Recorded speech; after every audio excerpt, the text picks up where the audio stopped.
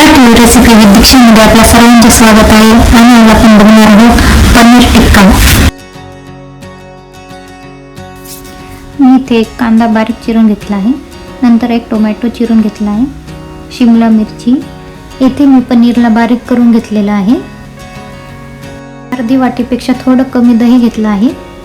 1 चमचा अद्रक लसूण पेस्ट, कसुरी मेथी बारीक केलेली, जीरा पावडर, चाट मसाला, धनेपूड, लिंबाचा रस, मीठ आणि लाल तिखट. सगळे मसाले अर्धा चमचा घेतले आहे. 2 चीज क्यूब घेतले आहे. आता एका बाउलमध्ये तेल घ्यायचं आहे. मध्ये सर्व मसाले मिक्स करायचे आहेत.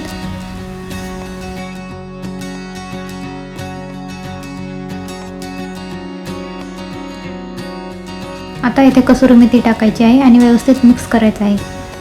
नंतर अद्रक लसूणची पेस्ट टाकायची आहे आणि सगळं व्यवस्थित मिक्स करायचं आहे. अर्धा चमचा लिंबाचा रस घ्यायचा आहे. नंतर दही टाकायचे आहे. इथे तुम्ही लिंबाचा रस स्किप केला तरीही चालेल, कारण दही ही ऑलरेडी आंबटच असते. सगळं एकत्रित मिक्स करून घ्यायचं आहे.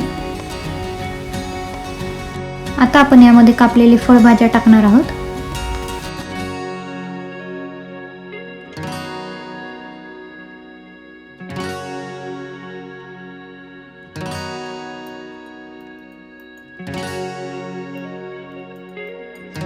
सगळं मिक्स करून झाल्याच्या नंतर याला आपल्याला 10 ते 15 मिनिटं असंच बाजूला ठेवायचं आहे.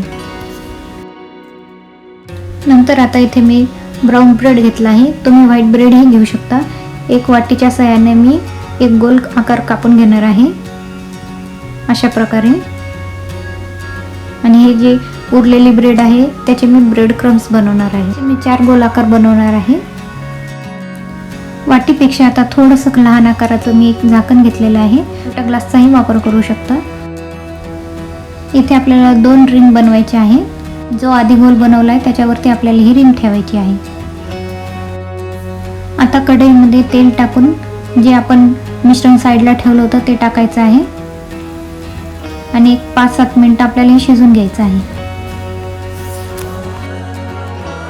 5 ते 7 मिनिटं झाल्यानंतर याला थंड होऊ द्यायचं आहे. आता नंतर 2 चमचे मेयोनीज घ्यायचं आहे. आता यामध्ये कोथिंबीर आणि पुदिनाची चटणी टाकायची आहे. सगळं व्यवस्थित नीट मिक्स करून घ्यायचं आहे. आता कढई गरम करायला ठेवायची आहे आणि त्यामध्ये मीठ टाकायचं आहे. हे मी आधीच्या रेसिपीमध्ये वापरलेलं मीठ आहे. कढईमध्ये मीठ टाकल्याच्या नंतर आपल्याला 10 मिनिटं प्रीहीट करून घ्यायचं आहे. नंतर एका प्लेटला फॉईल पेपर लावून घ्यायचं आहे आणि फॉईल पेपरवरती थोडंसं बटर लावून घ्यायचं आहे. तोपर्यंत आपण ब्रेडवरती स्टफिंग करून घेऊया. मेयोनीज आणि हिरवी चटणीचं जे मिश्रण बनवलं आहे ते आता ब्रेडवरती लावून घ्यायचं आहे. व्यवस्थित सगळीकडून पसरून घ्यायचं आहे. नंतर आपण ज्या रिंग्स बनवल्या आहेत त्यावरती ठेवायचे आहे.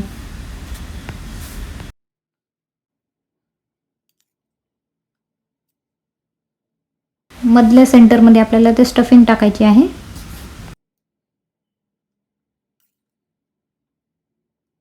आता वरतून चीज टाकायची आहे.